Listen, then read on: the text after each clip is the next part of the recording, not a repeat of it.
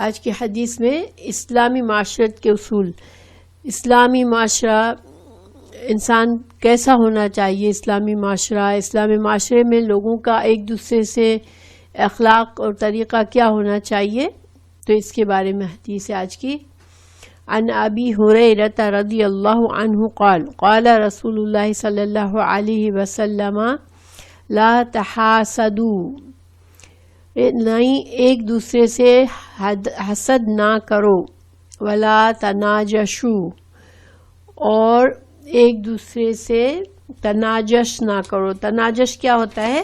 تناجش یہ ہوتا ہے, اس کا لفظی معنی تناجش کا یہ ہوتا ہے کہ ایک شکاری کر رہا ہو, اس نے نشانہ لگایا ہو اور کوئی شکار کو بھگا دے, تو اس بھگا دینے کو, عین وقت پر شکار کو بھگا دینے کو نجش کہتے ہیں. اور اس کا جو استعمال ہے وہ یہ ہے کہ انسان کوئی کہیں پر کسی چیز کو بیچا جا رہا ہے, بولی لگائی جا رہی ہے. اب کوئی شخص کو, بیچنے والا کسی شخص کو ہے کہ تم بولی لگانا تاکہ پرائس بڑھتی چلی جائے, تو وہ شخص جو ہے وہ, آپ کو پتہ ہے کہ جب بولی لگائی جاتی ہے تو ایک بولی دیتا ہے اپنی, تو دوسرا اس سے تھوڑی بڑھ کر دیتا ہے, پھر دوبارہ دوسرا اس سے بڑھ کر دیتا ہے, تو اس طرح چیز کی قیمت بڑھ جاتی ہے نیلام ہونے میں. یہ اس طرح سے بہت سے لوگ جو اپنی چیز کو زیادہ پیسوں میں بیچنا چاہ رہے ہوتے ہیں, وہ اپنے ہی آدمیوں کو جمع کر کے رکھ لیتے ہیں اور وہ جھوٹی بولی دیتے رہتے ہیں تاکہ خریدنے والا جو صحیح معنوں میں خریدنا چاہ رہا ہے وہ سوچے کہ اس کے تو اتنے سارے خریدار ہیں, تو وہ اور زیادہ پیسوں میں خریدنے پر راضی ہو جائے. آج گھروں کی مارکیٹ میں یہ ہو رہا ہے کہ اتنی زیادہ بولی آ جاتی ہے, اتنی زیادہ بولی دینے والے آ جاتے ہیں کہ جس کو صحیح معنوں میں گھر کو خریدنا ہے وہ کافی زیادہ پیسوں میں پھر اس کو خریدنا پڑتا ہے. تو یہ چیز اسلام میں حرام ہے. اگر انسان صحیح معنوں میں اگر لوگ خریدنے کی کوشش کر رہے ہیں اور بولی دے رہے ہیں وہ دوسری بات ہے, لیکن اگر صرف پرپز یہ ہو کہ اس طرح سے چیز کی قیمت بڑھانا ہے تو یہ حرام ہے اسلام میں. پھر ولا تباغضوا, ایک دوسرے سے دل میں بغض نہ رکھو. یہ تفاعل, تناجش, تحاسد, یہ سارے وزن ایسے ہیں جس میں ایک دوسرے سے کچھ کام کرنے کا ہوتا ہے. جیسے ضربا زید, زید نے مارا. تضاربا زید و ناصر, زید اور ناصر نے ایک دوسرے کو مارا. ٹھیک ہے, تو یہ ایک دوسرے کے ساتھ فعل کو کرنے کا معنی آتا ہے اس وزن میں. تو تباغضوا, ایک دوسرے کے لیے دل میں بغض نہ رکھو. بغض کیا ہوتا ہے؟ مثال کے طور پر کسی بات سے ہمیں تکلیف ہوئی, غصہ آیا, اب ہم اس غصے کو دل میں پکڑ کر بیٹھے اور پھر اس شخص کے بارے میں ہر چیز میں برا سوچے, یہ بغض ہوتا ہے. انسان کو کسی بات پر, مسلمان کا طریقہ یہ ہونا چاہیے کہ بات کسی کی بری لگی تو اس سے معاملے کو صاف کر لے, بات چیت کر کے دلوں کو صاف کر لینا چاہیے. دل میں غصہ اور بغض ہول کرنا اور برا, ہر چیز میں اس کو برا سمجھنا, یہ غلط بات ہے. پھر بغض ہوتا ہے تو پھر ہمارے زبان سے اس شخص کے بارے میں بری باتیں بھی نکلتی ہیں اور اس کی غیبت بھی کر جاتے ہیں. جو یہ ساری چیزیں بغض کا نتیجہ ہوتی ہیں کہ ہمارا صحیح جو ججمنٹ ہونا چاہیے, جو لوگوں کے بارے میں اچھا گمان رکھنے کا جو اللہ ہمیں حکم دیا گیا ہے وہ پھر نہیں رہ سکتا. تو اس لیے بغض بھی حرام ہے, ہمیں بغض رکھنے سے منع کیا گیا ہے. اسی طرح ولا تدابروا, ایک دوسرے سے پیٹھ نہ پھیرو, ایک دوسرے سے قطع تعلق نہ کرو. جیسے کچھ ناراضگی ہوئی, اب وہ بس جہاں بھی نظر آتے ہیں اس سے انسان منہ پھیر لے, قطع تعلق کر لے اپنی. دبر سے, دبر پیٹھ ہوتا ہے. تدابرو, ایک دوسرے کی طرف پیٹھ نہ کر لو, یعنی کہ ایک دوسرے سے منہ نہ موڑ لو کہ ہمیں بات نہیں کرنی. مسلمان سے جب بھی ملتا ہے تو سلام کرتا ہے, ایک دوسرے سے منہ پھیرنا یہ اسلام کا طریقہ نہیں ہے. پھر ولا یا بعضکم علی بیع بعض, کسی کی سودے پر سودا نہ کرو, یعنی کہ جیسے اگر کوئی انسان کچھ چیز خرید رہا ہے، ابھی لین دین ہو رہا ہے، بات چیت چل رہی ہے، ایسے میں دوسرا آئے اور وہ کہے کہ یہ شخص تم کو 100 روپے میں یہ چیز لے رہا ہے تو میں تم سے 150 میں لینے کو تیار ہوں، ابھی اس کا سودا چل ہی رہا ہے اور بیچ میں سے کوئی اس طرح سے کر دے تو یہ بھی صحیح نہیں ہے. جب تک وہ دونوں الگ نہ ہو جائے سودا کرنے والے اور سودا نہ ہوا تو پھر دوسرا شخص آئے، ورنہ اس ادھورے سودے کو پورا ہونے کا چانس دے. پھر وَكُونُوا عِبَادَ اللَّهِ اِخْوَانًا، اور ایک دوسرے کے اللہ کے بندے بن جاؤ، ایک دوسرے کے بھائی ہوتے ہوئے. کونو ہو جاؤ، عباد بندے اللہ کے، اخوانن بھائی بھائی، آپس میں بھائی بھائی بن کے اللہ کے بندے بن جاؤ.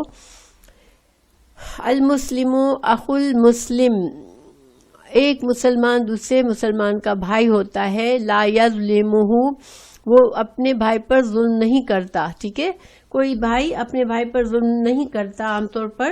حالانکہ آج کل کا زمانہ تو ایسا ہے کہ بھائی بھی بھائی پر ظلم کرتے ہیں، تو ظلم نہ کرے.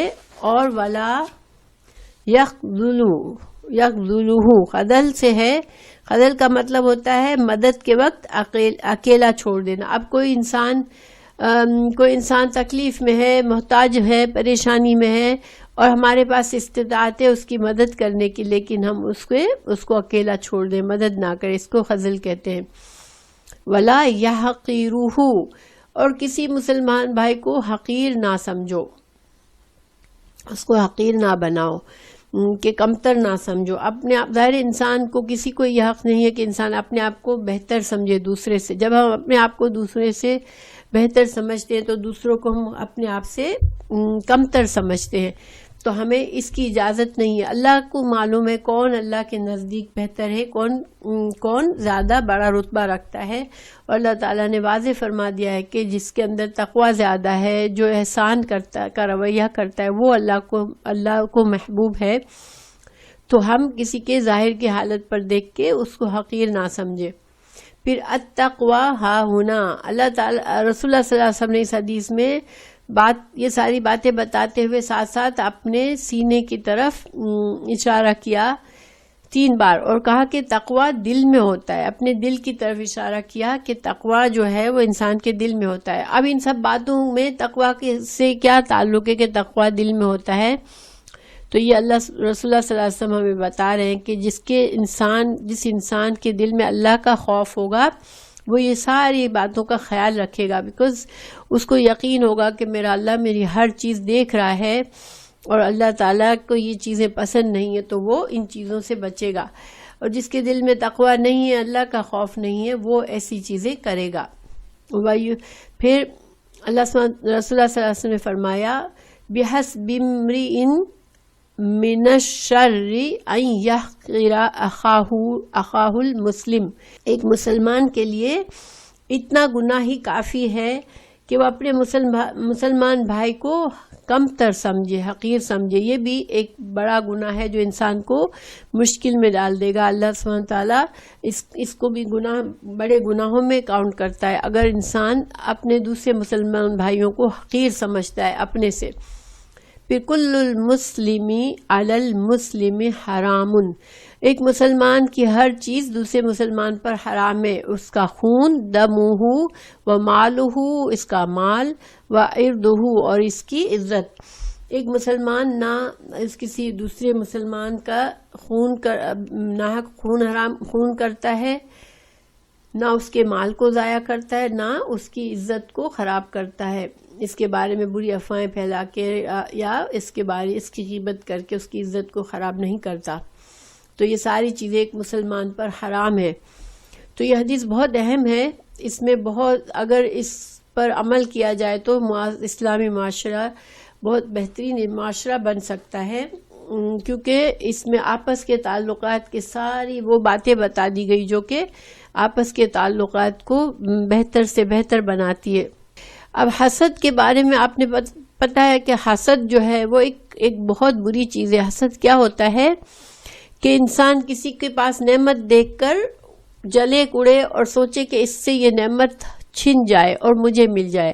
اور اس کی سب سے پہلی مثال کہاں ملتی ہے، ہمیں کسی کو یاد آتا ہے کہ حسد کہاں سب سے پہلے حسد کا آغاز کہاں سے ہوا ہے؟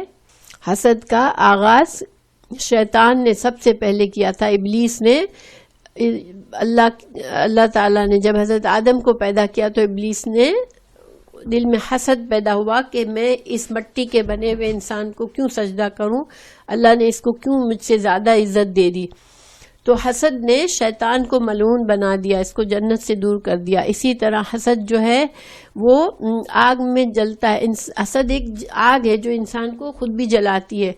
تو اسی طرح جب رسول اللہ صلی اللہ علیہ وسلم مدینہ میں آئے تو مدینہ میں جو بنی اسرائیل تھے ان کو اللہ تعالیٰ نے جب ان کو دین کا پیغام دیا گیا تو انہوں نے کیوں حسد کیا، انہوں نے کیوں انکار کیا؟ حسد کے وجہ سے کہ انہوں نے یہ دین جو ہے، یہ جو نبوت کی نعمت ہے وہ اللہ سبحانہ تعالیٰ نے بنی اسماعیل کو کیوں دے دی؟ ہم بنی اسرائیل زیادہ بہتر ہیں، اللہ نے ہمیں کیوں نہیں دی؟ تو حسد کے مارے انہوں نے کتنا بڑا نقصان کیا کہ اپنے آپ کو گناہگار بنایا اور اسلام کی نعمت سے دور رہ گئے. تو حسد جو ہے وہ ایک آگ ہے جو انسان کو اندر سے جلا دیتی ہے.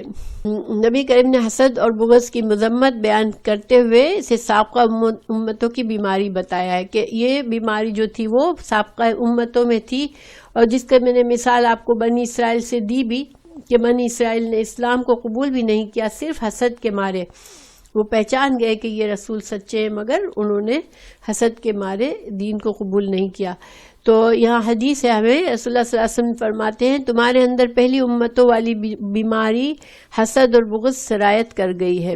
آپس میں بغض رکھنا موڑنے والی بیماری ہے، بالوں کو موڑنے والی نہیں بلکہ دین کو موڑنے والی یعنی ختم کرنے والی. حسد ایسی چیز ہے کہ انسان کے اپنے دین کو بھی نقصان دیتا ہے. جیسے میں نے اوپر کی 2 مثالیں دی، شیطان بھی اللہ کا بہت جیسے عبادت گزار بندہ تھا، اللہ کی عبادت میں بہت زیادہ بڑا ہوا تھا، مگر حسد نے اس کو برباد کر دیا، اس نعمت سے دور کر دیا، اس کے دین کو ختم کر دیا. اسی طرح بنی اسرائیل کے حسد نے ان کو بھی اسلام سے محروم رکھا. تو حسد انسان کے دین کو نقصان پہنچاتی ہے. کسی کے لیے حسد دل میں رکھنا یہ خود انسان کے ایمان کے لیے برا بن جاتا ہے. دیکھیں جب انسان کے دل میں کسی کے لیے حسد ہوتا ہے نا تو پھر انسان جلتا رہتا ہے اندر سے، اور وہ اس کوشش میں رہتا ہے کہ اس انسان کی دوسرے کی نعمت چھن جائے، مجھے مل جائے. اس میں پھر 1000 برائیاں اور آ جاتی ہیں انسان کے اندر. پھر وہ اس حسد کی وجہ سے بغض بھی اس کے دل میں آتا ہے. پھر بغض اور کے ساتھ ساتھ وہ چغلی کرتا ہے، جھوٹی افواہیں پھیلاتا ہے اس شخص کے بارے میں. بہت سے پھر اس کو غلط کام کرنے پڑتے ہیں. تو اللہ تعالیٰ حسد کی بیماری سے ہمیں محفوظ رکھے. اور جب یہ انسان کے دل میں تقویٰ ہوگا اور تو انسان دعا مانگے. حسد ایسی چیزیں ان سے ہم بالکل اپنے آپ کو بچا نہیں سکتے. بہنوں بھائیوں میں بھی حسد آ جاتا ہے بعض اوقات، لیکن جیسے ہی حسد کا سر اٹھے، اندر سے سوچ آئے، اس کو فوراً کچل دینا چاہیے کہ حسد جو ہے وہ ہمیں پتہ ہے کہ یہ اسلام میں حرام ہے اور یہ انسان کے دین کو خراب کر دیتی ہے. پھر کسی مسلمان کے لیے یہ جائز نہیں ہے کہ دوسرے مسلمان پر حسد کرے. تو حسد کے رسول اللہ صلی اللہ علیہ وسلم کی ایک حدیث ہے کہ ہمیں کیا جائز ہے؟ رشک جائز ہے، رشک کرنا کسی پر، مگر وہ بھی رشک بھی 2 باتوں پر جائز ہے. یعنی رشک اور حسد میں کیا فرق ہے؟ حسد میں یہ ہوتا ہے کہ انسان کو یہ ہوتا ہے کہ دوسرے کو جو نعمت ملی ہے وہ اس سے چھن جائے اور مجھے مل جائے. رشک میں یہ ہوتا ہے کہ دوسرے سے نعمت چھیننے کی خواہش نہیں ہوتی، مگر وہ انسان اپنے لیے اس نعمت کو چاہ رہا ہوتا ہے. لیکن وہ رشک بھی صرف 2 باتوں میں جائز ہے. ایک یہ کہ ایک شخص کو اللہ سبحانہ تعالیٰ نے کسی کو مال دیا ہو بہت سارا، وہ انسان اللہ کی راہ میں مال کو خرچ کرتا ہو دن رات، تو اسے انسان سے رشک کرنا چاہیے کہ دیکھو اللہ نے اسے کتنی بڑی نعمت دی اور وہ کتنا اجر و ثواب کما رہا ہے کہ اللہ کی راہ میں اس مال کو خرچ کر رہا ہے. تو کاش مجھے مل جائے تو میں بھی اسی طرح سے اپنے لیے اجر و ثواب کماؤں اور مال کو اللہ کی راہ میں خرچ کروں. یہ رشک جائز ہے. اسی طرح کسی کو اللہ نے علم دیا ہو اور وہ دن رات علم دوسروں کو سکھا رہا ہو، خود بھی عمل کر رہا ہو، تو پھر وہ اس عالم سے رشک کرنا بھی جائز ہے کہ انسان اپنے لیے خواہش کرے کہ اللہ مجھے بھی علم دے تاکہ میں بھی اس طرح لوگوں کو سکھاؤں. یہ حدیث بخاری کی ہے. تو دیکھیں بعض اوقات انسان کسی کے پاس بہت زیادہ دولت ہوتی ہے, بڑا شاندار گھر ہوتا ہے, تو ہمیں یہ نہیں ہوتا دل میں کہ اس سے چھن جائے, مگر ہمارے دل میں خواہش آتی ہے کاش میرا بھی گھر ایسا ہو, کاش میرے پاس بھی اتنی دولت ہو, کاش میرے پاس بھی ایسی گاڑی ہو. مگر ہم کو اسلام میں ان چیزوں کو بھی پسندیدہ نہیں کیا ہے, انلیس کہ یہ دو وجہ ہو کہ ہماری نیت یہ ہو کہ مجھے یہ ملے تو میں اس سے اجر و ثواب کماؤں. کیونکہ دنیا کی نعمتیں ساری آزمائشیں ہیں, تو ہم کسی کا بڑا گھر, کسی کی بڑی گاڑی, ان چیزوں کو دیکھ کے متاثر ہو کے ہم خواہش کریں کہ ہمیں بھی مل جائے, لیکن اس میں ہمیں آخرت کا کوئی دل میں نہ ہو, اللہ کو راضی کرنے کا کوئی نہ ہو, تو اس رشک سے بھی منع کیا گیا. انسان کو اللہ نے جو نعمتیں دی ہے اس پر انسان اس پر نظر رکھے اور ان کو بہتر سے بہتر بنانے کی کوشش کرے, اللہ سے اپنے لیے دعائیں کرے, بہتر کرے, لیکن دوسروں کی چیزوں کو دیکھ کے اپنے اندر خواہشات کو نہ پیدا کرے, بیکاز یہ چیزیں پسندیدہ نہیں ہیں اور اس سے منفی خیالات آتے ہیں انسان کے اندر. جیسے قارون تھا, قارون کو جب دولت سے اس کے خزانے کی چابیاں لے کے کارواں نکلتا, قارون بڑے عمدہ کپڑے پہن کے شاہانہ انداز میں نکلتا, تو کچھ لوگ ایسے دل میں خواہش کرتے دیکھو اس کو اللہ نے کتنا دیا ہے, کاش ہمیں بھی دیا ہوتا, مگر ان کے دل میں صرف مال حاصل کرنے کی خواہش تھی, یہ نہیں تھی کہ ہم نیک کام کریں. اس لیے کہ قارون جو تھا وہ اللہ کا فرما بردار بندہ نہیں تھا, وہ متکبر تھا. تو کچھ لوگ جو دیندار تھے وہ کہتے تھے کہ نہیں, ہمیں ایسی دولت نہیں چاہیے جو کہ انسان کے اندر تکبر پیدا کرتی ہے, جو انسان کو اپنے آپ کو بڑا سمجھنے کی خواہش پیدا کر دیتی ہے. رشک جو ہے وہ دو چیزوں میں جائز ہے. ایک تو اللہ نے کسی کو دولت دی اور وہ اس دولت سے بہت سے دین کے کام کر رہا ہے, اس کو اللہ کی راہ میں اس دولت کو خرچ کر رہا ہے, تو اس سے رشک کرنا چاہیے کہ کاش اللہ مجھے بھی دے اور میں بھی ایسے نیک کام کروں. اور اسی طرح جب دین کی علم حاصل ہے کسی کو تو اس سے بھی, ہاں اگر مثال کے طور پر کوئی ڈاکٹر ہے, ٹھیک ہے, اور بڑے اچھا ڈاکٹر ہے, لوگوں کی ہیلپ کر رہا ہے, تو اس سے رشک کرنا کہ ہاں میں بھی ڈاکٹر بن جاؤں تاکہ میں اس طرح انسانیت کی خدمت کروں, یہ رشک جائز ہے. لیکن اگر اسی ڈاکٹر سے اگر آپ رشک اس لیے کر رہے ہیں کہ وہ زیادہ پیسے بناتا ہے اور زیادہ ہائی اسٹینڈرڈ کی لائف رہتا ہے, تو پھر وہ جائز نہیں ہے. تو علم میں بھی وہی بات ہے کہ نیت ہماری کیا ہے. ہمارا علم میں بھی دیکھیں, بعض لوگوں کو علم اس لیے حاصل کرتے ہیں اور سکھاتے اس لیے ہے کہ لوگوں میں بڑے بن جائیں اور عالم کہلائیں, بڑی عزت اور شہرت ملے, تو پھر ایسے عالم سے رشک کرنا بھی جائز نہیں ہے. ہمیں ایسے صرف شخص سے جائز کرنا ہے جو اس کے پاس علم ہے مگر وہ صحیح وہ اللہ سے قربت حاصل. تو اصل مقصد تو یہی ہے کہ انسان کے دل میں یہ خواہش ہو کہ وہ اللہ سے قریب کیسے ہو سکتا ہے, اور اللہ اسے وہ نعمتیں دے جس کے ذریعے وہ ان نعمتوں کے ذریعے آسانی سے وہ اللہ سے قریب ہو سکے. دنیا کے فائدے دیکھ کر کسی پر رشک کرنا بھی کوئی اتنی پسندیدہ چیز نہیں ہے, ٹھیک ہے, یہ مقصد ہے.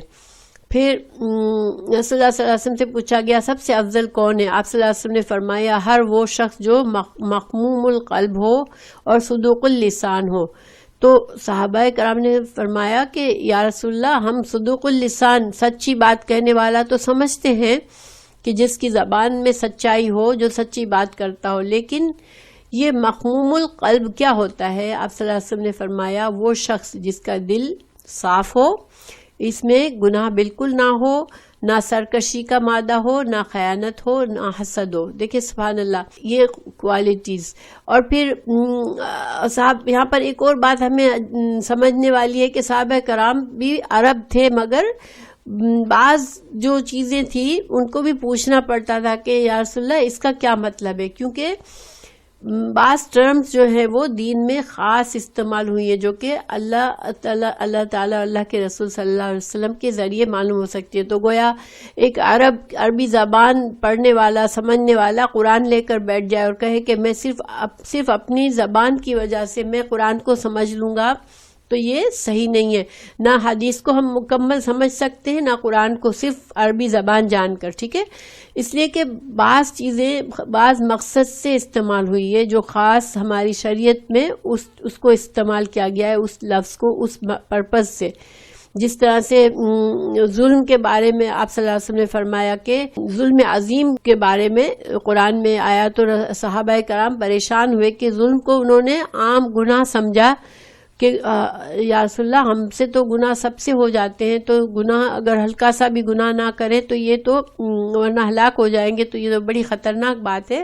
تو رسول اللہ صلی اللہ علیہ وسلم نے فرمایا کہ ظلم جو ہے وہ شرک کو کہا گیا ہے کہ شرک، اللہ سے شرک کرنا یہ ظلم عظیم ہے. تو اس وجہ سے ہمیں اصل جو مقصد ہے، دیکھیے آج دنیا میں قرآن کو کوئی چینج نہیں کر سکتا، ٹھیک ہے، لیکن بہت سے لوگ قرآن کے معنی غلط نکال کر لوگوں کو گمراہ کرتے ہیں، غلط تفسیر کر کے گمراہ کر سکتے ہیں، کیونکہ وہ زبان کو، لفظ کو اس کانٹیکس میں نہیں لیتے جس میں رسول اللہ صلی اللہ علیہ وسلم نے ہم کو سمجھایا ہے.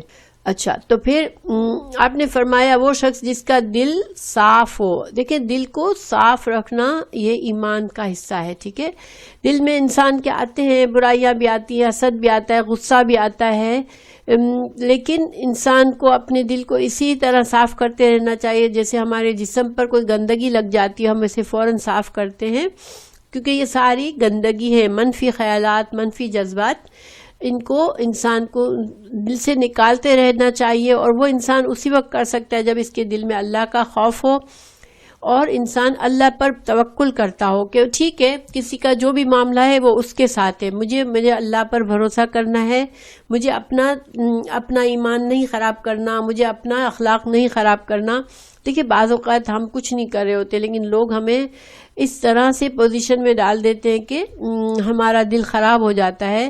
لیکن اس کو بھی اگر انسان اللہ پر توکل اور اللہ پر تقویٰ کر کے انسان اپنے دل کو صاف کرے اور دوسرے کا معاملہ اللہ پر چھوڑ دے تو یہ اپنے لیے، ہمارے لیے بہتر ہوتا ہے. تو اس میں گناہ، جس دل میں گناہ نہ ہو، جس کا دل دوسروں کی طرف سے صاف ہو اور جس کے اندر سرکشی نہ ہو کہ غلط کام کر کے پھر کہے نہیں میں تو، وہ غلط کاموں پر جم جائے کہ میں تو اس وجہ سے کرتا ہوں اور میں تو کرتا رہوں گا، نہیں، فوراً اللہ کی طرف پلٹے اور معافی مانگے. اور نہ خیانت ہو، کسی کی چیز میں خیانت بھی نہ کرے، کسی کے بارے میں حسد بھی نہ کرے. یہ بہت ہی خوبصورت کوالٹیز ہے. اللہ تعالی ہمیں ایسا دل بنا دے، ہمیں اللہ تعالی مخموم القلب بنا دے کہ ہم اپنے دل کو ایسا صاف پائیں کہ اس میں کوئی گندگی نہ ہو، کسی کے بارے میں کوئی غلط بری خیالات نہ ہو، انشاءاللہ آمین. پھر تناجش جیسے کہ میں نے بتایا کہ بعض لوگ اپنی چیز کو مہنگا بیچنے کے لیے خود ہی اپنے نمائندے کھڑے کر دیتے ہیں، اور وہ بلا وجہ یا تو چیز کی بہت زیادہ تعریف کریں کسی کے سامنے اور اس کے نقص کو چھپا لیں تو خریدنے والا زیادہ قیمت دے دیتا ہے. تو یہ جو ہے یہ صحیح بات نہیں ہے. اور بولی دینا اس نیت سے بولی دینا کہ کس دام بڑھتے چلے جائیں گے اور چیز جو ہے وہ زیادہ میں بک جائے گی، یہ حرام ہے. یہ حدیث ہے، یہاں پر رسول اللہ صلی اللہ علیہ وسلم نے اس سے منع فرمایا ہے کہ حقیقی خریدار کو دھوکہ اور نقصان دیا جائے اس طرح سے بولی لگا کر. تو یہ ابن عمر رضی اللہ عنہ سے مروی ہے یہ حدیث. پھر ان رسول اللہ صلی اللہ علیہ وسلم نہا عن نجش، رسول اللہ صلی اللہ علیہ وسلم نے نجش کرنے سے منع فرمایا، یعنی کہ اس طرح سے غلط بولی دینا منع ہے. لیکن اگر کوئی شخص واقعی میں جیسے نیلام ہو رہا ہے، انسان کی نیت ہے وہ بولی دیتا جاتا ہے، لیکن پھر ایک جگہ پر پہنچ کر اس کو لگتا ہے نہیں اب بہت قیمت بڑھ گئی، اب مجھے نہیں چاہیے، اور وہ ہٹ جاتا ہے، تو یہ جائز ہے. اس لیے کہ ٹھیک ہے اس کی نیت تھی خریدنے کی، اب وہ بولی اتنی بڑھ گئی کہ اب اس کے بس کی بات نہیں ہے، اب کسی اور نے بڑی مہنگی خرید لی، تو اب اس میں اس کا قصور نہیں ہے کیونکہ اس کی اپنی نیت بھی تھی. ٹھیک ہے، مگر پرپزلی نہیں کرنا چاہیے ایسا. پھر بغض کیا ہوتا ہے؟ جب انسان کو کسی کے بارے میں کوئی دکھ پہنچے، انسان اس دکھ کو اندر بڑھاتا رہے، اندر پکڑ کے بیٹھا رہے، اور پھر یہ دل میں ایسا بغض بن جاتا ہے کہ ایک بیماری بن جاتی ہے کہ اس شخص کی ہر چیز سے نفرت محسوس کرتی ہے انسان. تو یہ بغض جو ہے وہ بری چیز ہے، اور یہ حسد، اس سے حسد پیدا ہوتا ہے، اس سے انسان غیبت کرتا ہے، اس سے چغلی کرتا ہے، اس شخص کے بارے میں بری افواہیں پھیلا دیتا ہے بغیر سوچے سمجھے، کیونکہ اس کا بغض اس کو یہ ساری چیزیں کرنے پر راضی کرتا ہے۔ انسان کو اس کو تو ہم اوائڈ نہیں کر سکتے کہ لوگوں کی کچھ باتیں ہمیں بری لگے گی، ٹھیک ہے، لیکن وہی بات ہے کہ ہم اپنے دل کو صاف کر کے لوگوں کا عمل ان کے اوپر چھوڑ دیں کہ اللہ تعالیٰ سے ان کا معاملہ ہے، ہم اپنے آپ کو اچھا رکھیں گے تو ہمارا فائدہ ہے انشاءاللہ۔ تو بغض کو نکال دینا ہے دل سے۔ پھر بغض اور حسد میں کیا فرق ہے؟ تو حسد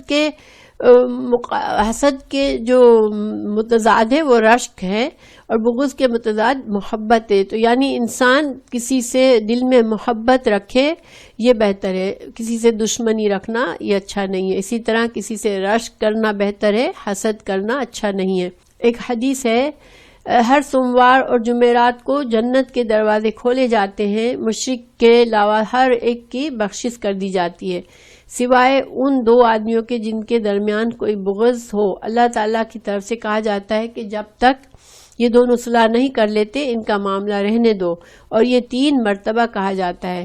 تو اللہ تعالیٰ ہمیں بہتر ہے کہ ہمیں اللہ تعالیٰ ہمارے اعمال کو قبول کر لیا جائے اور ہمارے لیے جنت کے دروازے کھلے رکھے جائے، تاکہ انشاءاللہ جب بھی ہم رخصت ہوں تو جنت ہمارے لیے کھلی ہو۔ ہمیں اپنے لیے، دوسروں کے فائدے کے لیے نہیں مگر اپنے فائدے کے لیے دل سے کسی کا بھی بغض ہو تو اس کو نکال دینا چاہیے۔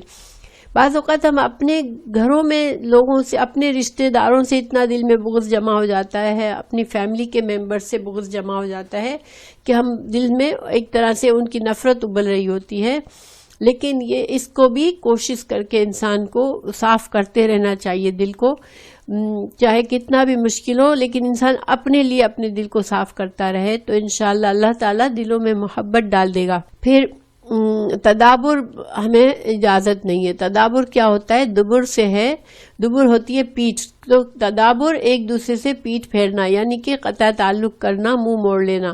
تو اب کہیں بھی کوئی انسان مل رہا ہے، اب ہمیں وہ پسند نہیں ہے، ہم اس کو دیکھتے ہی ہم اپنا منہ موڑ لیتے ہیں، نہ اس کو سلام کرتے ہیں، تو یہ مسلمان کے لیے جائز نہیں ہے۔ 3 دن تک کسی سے ناراضگی ہو تو اس کے زیادہ 3 دن سے زیادہ ناراضگی ایک مسلمان کو مسلمان سے جائز نہیں ہے۔ انسان کو سلام کر لینا چاہیے، اگر دل میں تکلیف ہے بھی تو اللہ سے دعا مانگے کہ اللہ تعالیٰ اس کے دل سے تکلیف دور کرے، مگر ہمیں قطع تعلق نہیں کرنا چاہیے۔ خاص طور سے رشتوں میں قطع تعلق بہت بڑا گناہ ہو جاتا ہے، رشتہ داریوں میں، اور زیادہ دل بھی وہی دکھتا ہے رشتہ داریوں میں، تو ہمیں قطع تعلق نہیں کرنا چاہیے۔ بس کسی طرح سے ہمیں ایسے انداز میں ان سے رشتہ رکھنا چاہیے کہ ہمارا دل مزید دکھتا نہ رہے ان سے، ہمارا اپنا تھوڑا سا اس طرح کا رویہ کر لینا صحیح ہے کہ ہم احتیاط والا رویہ کریں ان سے، لیکن ہم ان سے بہت کلوزنس اگر ہم نہیں برداشت کر سکتے کہ ہمارا رشتہ کچھ ایسا ہے کہ ہمارے اندر ایک دوسرے سے لڑائی ہو جاتی ہے، ایک دوسرے سے برا رویہ ہو جاتا ہے، تو پھر ہمیں احتیاط ضرور کریں لیکن قطع تعلق نہ کریں، ٹھیک ہے، رشتہ داروں سے خاص طور سے۔ پھر کسی مسلمان کے لیے روا نہیں کہ وہ اپنے بھائی سے 3 دن سے زیادہ قطع کلامی کرے، وہ دونوں ملے تو ایک دوسرے سے منہ پھیر لے، ان میں سے بہتر وہ ہے جو سلام کرنے میں پہل کرے۔ دیکھیں اگر ایسا معاملہ ہو جائے تو انسان سلام کرنے میں پہل کر دے، انشاءاللہ اس کے لیے بڑا اجر و ثواب ہے، جس نے قطع تعلق اور ناراضگی کے باوجود یہ سوچا کہ اب میں اس بات کو بڑھانا نہیں چاہتا، 3 دن سے زیادہ مجھے اللہ کا حکم نہیں ہے، تو وہ آگے بڑھ کے سلام کر لے تو انشاءاللہ اس کو اجر و ثواب ملے گا۔ اگر کسی نے کسی مسلمان بھائی سے قطع تعلق و قطع کلامی کی اور اسی حالت میں مر گیا تو جہنم میں جائے گا، نعوذ باللہ من ذالک۔ انسان کتنے رشتے ایسے ہوتے ہیں کہ ایک خاندان سے ہوتے ہیں لیکن ساری زندگی کے لیے ایک دوسرے سے قطع تعلق کر لیتے ہیں چھوٹی سی بات پر۔ تو اللہ تعالیٰ اس سے محفوظ رکھے، اس لیے کہ ایسے لوگوں کے لیے بہت بڑی وعید ہے اس حدیث میں کہ مسلمان سے قطع تعلق کرنا اور اسی حالت میں مر جانا جہنم میں لے جائے گا انسان کو۔ تو پھر یہ دوسری حدیث ہے، کسی مسلمان کو روا نہیں ہے کہ اپنے مسلمان بھائی سے 3 دن سے زیادہ قطع کلامی کرے، جس نے 3 دن سے زیادہ قطع کلامی رکھی اور اسی حالت میں مر گیا تو جہنم میں جائے گا، نعوذ باللہ من ذالک۔ اور پھر 1 سال تک کسی نے قطع تعلق رکھا تو ایسا ہی ہے جیسے کہ اس نے قتل کر دیا، یعنی جتنا گناہ کسی مسلمان کو قتل کرنے کا ہوتا ہے وہ اتنا ہی کسی مسلمان سے 1 سال تک قطع کلامی کرنا ہے۔ اور بعض لوگوں کو آپ نے دیکھا ہوگا کہ ہم ان سے کوشش کرتے ہیں کہ ہمارا اصلاح ہو جائے، ہم اپنی طرف سے نرمی بھی کرتے ہیں، لیکن وہ اکڑے رہتے ہیں۔ اگر وہ ایسا کرتے ہیں تو ان کا گناہ پھر ان کے اوپر ہے، لیکن ہمیں اپنا رویہ نہیں بدلنا چاہیے، ہمیں اللہ کی خاطر تعلقات بہتر رکھنے چاہیے۔ جو شخص اپنے بھائی کے ساتھ 1 سال تک قطع کلامی رکھے تو یہ عمل اس کے خون بہانے کے مانند ہے۔ پھر کسی کی بے پر بے نہ کرے، یعنی کوئی سودا چل رہا ہو، ایک آدمی کچھ خرید رہا ہو اور بیچ میں سے دوسرا آدمی آئے، اب بات چل رہی ہے، قیمت طے ہو رہی ہے، ایسے میں دوسرا بڑی قیمت سے اس چیز کو بولے کہ اچھا میں یہ پرسن 100 دے رہا ہے تو میں 200 میں تیار ہوں لینے کے لیے، تو اس طرح سے نہ کرے۔ کسی کے سودا کو جب تک سودا یا تو پورا ہو جائے یا دونوں پارٹیز ڈس ایگری ہو کے الگ ہو جائے کہ ہمیں نہیں کرنا سودا، پھر ہم اپنا سودا ڈال سکتے ہیں، ورنہ ہم نہیں کر سکتے بیچ میں ایسا۔ اسی طرح کسی کی منگنی کی بات چل رہی ہو تو کسی کی منگنی میں بیچ میں نہیں کیا جا سکتا ایسا کہ کوئی رشتہ چل رہا ہے، کہیں پر بات چل رہی ہے اور بیچ میں ہم رشتہ ڈال دیں۔ ایک حدیث ہے، تم میں سے کوئی اپنے مسلمان بھائی کی بے پر بے نہ کرے اور اپنے مسلمان بھائی کی شادی کے پیغام پر شادی کا پیغام نہ بھیجے الا یہ کہ دوسرا شخص اسے اجازت دے دے۔ اب اگر تو دوسرا شخص نے خود اس کو اجازت دی تو وہ کیسا کر، یعنی جو خریدار ہے یا جس نے اپنا رشتہ ڈالا پھر وہی خود اس سے کہہ دے کہ مجھے انٹرسٹ نہیں ہے اس رشتے سے، تو وہ دوسری بات ہے، لیکن اپنی طرف سے کبھی بات چل رہی ہو تو بیچ میں سے بات نہیں ڈالنی چاہیے۔ کوئی مسلمان اپنے مسلمان بھائی کے سودے پر سودا نہ کرے۔ پھر اخوت، اس حدیث میں نبی کریم صلی اللہ علیہ وسلم نے 6ٹھی نصیحت یہ فرمائی کہ اللہ تعالیٰ کے بندوں تم آپس میں بھائی بھائی بن کر رہو، کیونکہ قرآنی فیصلہ کے مطابق تمام اہل ایمان آپس میں بھائی بھائی ہیں۔ انما المؤمنون اخوہ، قرآن میں اللہ تعالیٰ نے ہمیں بتا دیا کہ تمام مسلمان ایک دوسرے کے بھائی بھائی ہیں۔ تو انسان کو اسی طرح سے جیسے ایک بھائی دوسرے بھائی کا خیر خواہ ہوتا ہے، یا جسے ایک بھائی کو دوسرے بھائی سے محبت ہوتی ہے، اسی طرح ایک مسلمان کو دوسرے مسلمان کے لیے فیل کرنا چاہیے۔ اور جو بھی بری فیلنگز آتی ہیں معاملات میں، ڈیلنگ میں، اللہ تعالیٰ نے جو کسی کو زیادہ دیا کسی کو کم دیا، انسان کسی کو حقیر نہ سمجھے، کسی کو مسلمان کے طور پر بس مسلمان ہے تو میرا بھائی ہے، چاہے وہ غریب ہے، چاہے وہ امیر ہے، چاہے وہ کیسا بھی ہے۔ بعض لوگ صرف دوسروں کو اس لیے حقیر سمجھتے ہیں یا ان کے بارے میں فوراً سے بدگمان ہو جاتے ہیں کہ وہ غریب ہوتے ہیں، تو وہ حقارت دل میں ان کے ہوتی ہے جو کہ نفرت کی طرح سے ہوتی ہے۔ انسان کو کسی کو اس طرح سے کسی مسلمان سے نہیں فیلنگ رکھنی چاہیے۔ اللہ نے اسے جو نعمتیں دی ہے اس پر شکر گزار ہو انسان، اور کسی کے پاس کم نعمتیں ہیں تو اس کی کوئی بڑائی نہیں ہے۔ اللہ کے نزدیک تو بہتر وہ انسان ہے جو کہ اللہ کا تقوی اور اللہ جس کا اخلاق بہتر ہے، تو ہم اپنا اخلاق برا کر کے دوسروں کو حقیر نہ سمجھیں۔ اس کے بعد اللہ رسول اللہ صلی اللہ علیہ وسلم نے 3 بار اپنے سینے کی طرف اشارہ کر کے فرمایا کہ اصل تقوی جو ہے وہ یہاں ہے، یعنی کہ دل میں ہے۔ تو انسان کے دل میں اللہ کا خوف ہوتا ہے جبھی وہ یہ ساری جو پچھلی باتیں ہم نے کی وہ کر سکتا ہے۔